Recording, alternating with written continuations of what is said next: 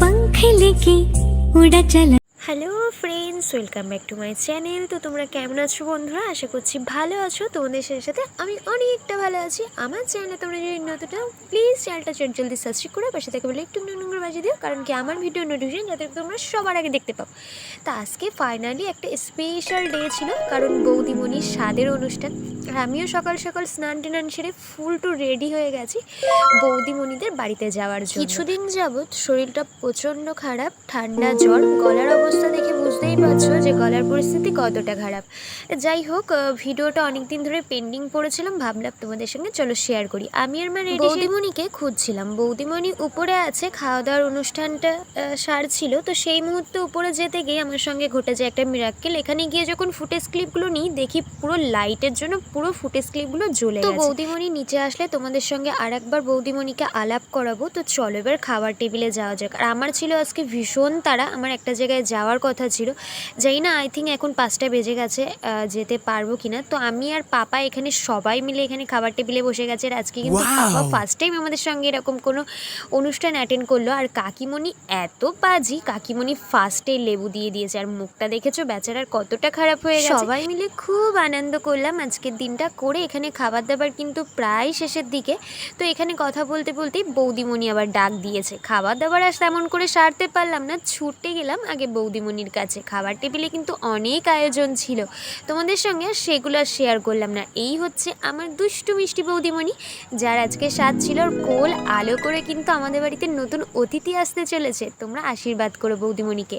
আর আমাদের এখানে জানো তো খুব বৃষ্টি হচ্ছিল, আর সেই কারণে মা বৃষ্টি আটকানোর জন্য আমার মা বের করেছে একটা টেকনিক। কারণ কি, আমি শুনেছি মায়ের মুখ থেকে আগেকার দিনের মানুষরা নাকি বৃষ্টি আটকানোর জন্য লোকের বাড়ির থেকে কিছু জিনিস না বলে নিয়ে এসে মাটির তলায় পুঁতে রাখলে নাকি সেই দিন আর বৃষ্টিটা হয় না। আর বৌদিমণির স্বাদ ছিল বৃষ্টিটা তো আটকাতেই হতো, সেই কারণেই কিন্তু মায়ের টেকনিকটা ফলো করেছে। আর ফাইনালি কিন্তু রেজাল্ট 100তে 100। ফাইনালি যেদিনকে স্বাদ ছিল সেদিনকে কিন্তু বৃষ্টিই হয়নি। তোমরা এটা একবার ট্রাই করে দেখতে পারো। তোমাদের বিশেষ কোনো অনুষ্ঠানে এরকমভাবে কিন্তু কারোর বাড়ির থেকে না বলে জিনিস নিয়ে এসে মাটির তলায় কিন্তু অবভিয়াসলি লুকিয়ে রাখলে সেই দিন কিন্তু আর বৃষ্টি হবে না। আজকে এতটা লেট হয়ে গেছে, বেরোনোই হলো না। যেখানে যাওয়ার কথা ছিল সেটা ক্যান্সেল হয়ে গেছে। তো চলো আজকের ভিডিওটাই পর্যন্ত। নেক্সট ডের ভিডিওর পার্টটাই ছিল সোমবার। তো সোমবারে যেহেতু শ্রাবণ মাসের প্রতিটা সোমবারই আমি করছিলাম, তো এটা হচ্ছে শেষ সোমবার।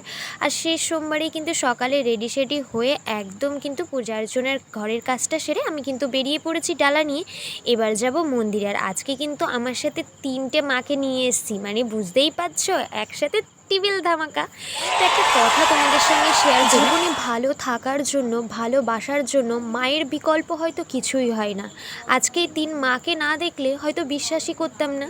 যেখানে কোনো মানুষ কোনো কারণ ছাড়াই অনায়াসে ছেড়ে যায়, সেখানে কিছু মায়েরা অনায়াসে সেই সন্তানকে বুকে আগলে ধরে বলে, আমি তো আছি, কি হয়েছে, সারা জীবন পাশে থাকবো, আবারও ঘুরে দাঁড়া। এটাই হয়তো মা আর সন্তানের বন্ডিং, ভালোবাসা বা মাতৃত্ব, যেটাই বলবে।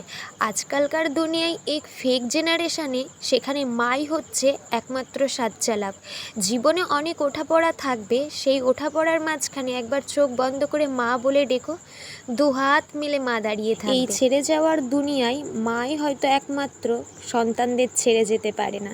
তাছাড়া বাদ বাকি তুমি যাকেই আঁকড়ে ধরবে না কেন, সেই একটা না একটা সময় তার স্বার্থসিদ্ধি হয়ে গেলে সেই চলে যাবে। যাই হোক, এত কথা বলার একটাই কারণ, তোমাদের সঙ্গে ভিডিও আসে না। অনেকে জিজ্ঞাসা করেছো কেন লং ভিডিও আসছে না। প্রথমত শরীরটা ভীষণ খারাপ ছিল, তারপরে আমিও একটু ডিস্টার্ব ছিলাম। তোমাদের ভালোবাসায়, আই থিঙ্ক তোমাদের এত চাওয়াতে আমি ফাইনালি আবারও ঠিক করলাম যে না, আমার কিছু পেন্ডিং কাজ আছে, তো সেগুলো তোমাদের সঙ্গে শেয়ার করি। আর কথাটা অন্তত তোমাদের সঙ্গে শেয়ার করা উচিত। তোমরা এত এত ভালোবাসা দিচ্ছ, তোমাদেরকে অবভিয়াসলি মন থেকে থ্যাংক ইউ জানাচ্ছি। Thank you so much. Finally Pujo তো চলেই এলো, আর পুজো আসার আগে কোথায় কি প্যান্ডেল হচ্ছে সেটাও একটু জেনে নাও। এটা কিন্তু আমাদের শিমুলতলা মাঠ, মানে বনগাঁ যে শিমুলতলা, সেখানে কিন্তু পুজোর প্যান্ডেল ফাইনালি ডান, মানে স্পোর্টিং ক্লাবের। আর এটাই হচ্ছে কিন্তু রাধাকৃষ্ণের মন্দির, যে মন্দিরে আরিয়সী সিনথিয়া একটা গান রিলিজ হয়েছে রাধা মাধবকে নিয়ে। এই মন্দিরেই কিন্তু সেই গানটাকে প্রেজেন্ট করা হয়েছে। তোমরা আরিয়সী সিনথিয়ার যে চ্যানেল আছে সেখানে গেলেই কিন্তু এই মন্দিরটাকে তোমরা দেখতে পাবে।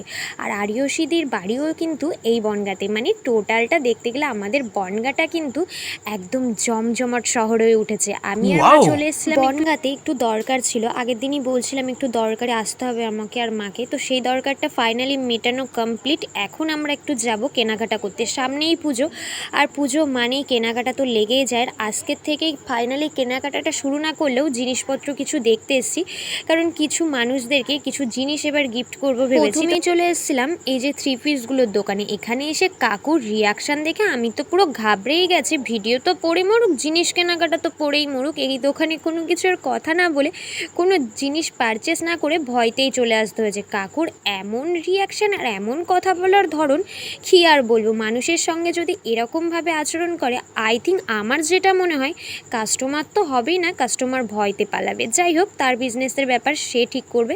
পরের দিনকে ইভিনিংয়ে চলে এসেছিলাম এই যে রাঙামাদের বাড়িতে। এখানেই আজকে নিমন্ত্রণ ছিল, আগের দিন পুজো হয়েছে, আর পরের দিনকে নিমন্ত্রণ ছিল। আমি, মা, বড় মা সকলে মিলে চলে এসেছি। তো আজকের মতো ভিডিওটা এই পর্যন্ত। ভিডিওটা কেমন লাগলো অবশ্যই কমেন্টে জানিও। টাটা, বাই বাই, ভালো থেকো, সুস্থ থেকো, লাভ ইউ অল।